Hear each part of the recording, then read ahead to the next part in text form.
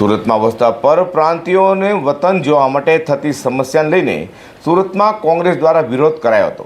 સુરત શહેર કોંગ્રેસ દ્વારા લાંબા રૂટની ટ્રેનોની ટિકિટની કાળાબજારી અટકાવવા અને ટ્રેનો વધારવાની માંગ સાથે આવેદનપત્ર આપવામાં આવ્યું છે। સુરત શહેર જિલ્લા કોંગ્રેસ દ્વારા સુરતમાં વસતા યુપી, બિહાર, આંધ્રપ્રદેશ, ઓડિશા સહિતના પ્રદેશોમાંથી મોટી સંખ્યામાં પરપ્રાંતિયો રોજગાર માટે વસવાટ કરે છે અને વાર તહેવારો તેઓ સહપરિવાર સાથે વતન જતા હોય છે। તે લાંબા રૂટની ટ્રેનોની ટિકિટ થતી કાળાબજાર હોવાના આક્ષેપો સાથે લાંબા અંતરની ટ્રેનોમાં મુસાફરોની સંખ્યા વધુ રહેતી હોવાથી ભૂતકાળમાં દુર્ઘટનાઓ પણ બની ચૂકી હોય અને દુર્ઘટના બન્યા બાદ વધારે ટ્રેનો રેલવે વિભાગ દ્વારા દોડાવાતી હોય, જેથી અત્યારથી જ વધારે ટ્રેનો દોડવામાં આવે તે માંગ સાથે સુરત કોંગ્રેસ દ્વારા સુરત રેલવે સ્ટેશન પર વિરોધ પ્રદર્શન કરી પશ્ચિમ રેલવેના મેનેજરને આવેદનપત્ર આપી વહેલી તકે સમસ્યાનું નિરાકરણ લાવવા માંગ કરાઈ છે। સુરત શહેરમાં સરાઉન્ડિંગ 35થી 40 લાખ લોકો રહે છે, જે પરપ્રાંતીય કહેવાય। એના માટે નહીવત જેવી ટ્રેનની સુવિધા છે।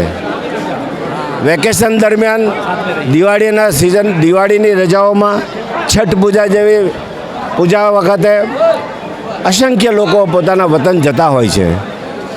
પોતાના સામાજિક પ્રસંગોમાં પણ તે વખતે હાજરી આપતા હોય છે।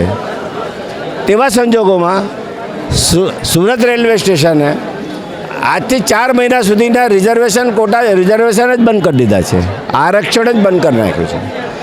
તો અમારી માંગ એ છે કે તમે આરક્ષણ ચાલુ કરો અને જે ડિમાન્ડ છે તેની સામે સપ્લાય ઊભી કરો। ડિમાન્ડ એન્ડ સપ્લાય, ડિમાન્ડ જેટલી હશે તે પ્રમાણે તમે ટ્રેનની સુવિધા આપો। જ્યારે 1500-2000 માણસ એક ટ્રેનમાં જઈ શકતો હોય, એની જગ્યાએ 8-10 હજાર માણસો જો ટ્રેનમાં બેસવા માટેની ભગદડ મચાવતા હોય અને ત્યારે 2-3-4 માણસો મરી જાય અને એ મરી ગયા પછી તમે 24 કલાકમાં તત્તણ ટ્રેન આપો છો, તો શું આ મરવાની રાહ જોવા માટેની જ આ વ્યવસ્થા કરવામાં આવે છે? એની જ રાહ જોઈએ છીએ આપણે? શા માટે? અને એ આગોતરું એવું ના થાય તેના માટે અમે આગોતરું આયોજન કર્યું છે કે અમે આજથી 2 મહિના પહેલાંથી જ રેલવે તંત્રને, સરકારને જાગૃત કરીએ છીએ કે જાગો, તમે કુંભકર્ણની નીંદમાંથી ઉઠો અને આ લોકોને જે માંગ છે તેમાં વિચાર કરો, આરક્ષણ ચાલુ કરો અને જે પ્રમાણે લોકોની ડિમાન્ડ હોય તે પ્રમાણે ટ્રેનની વ્યવસ્થા કરો। સુરતના દેશના અલગ અલગ રાજ્યોમાંથી લોકો રોજગાર માટે આવે છે અને તેઓ તહેવારો સમયે પરિવાર સાથે વતન જતા હોય છે, જેથી પરપ્રાંતિયો માટે વધારે ટ્રેનો શરૂ કરવામાં આવે તે માંગ સુરત શહેર કોંગ્રેસ દ્વારા કરાઈ રહી છે। Bureau report G24 news.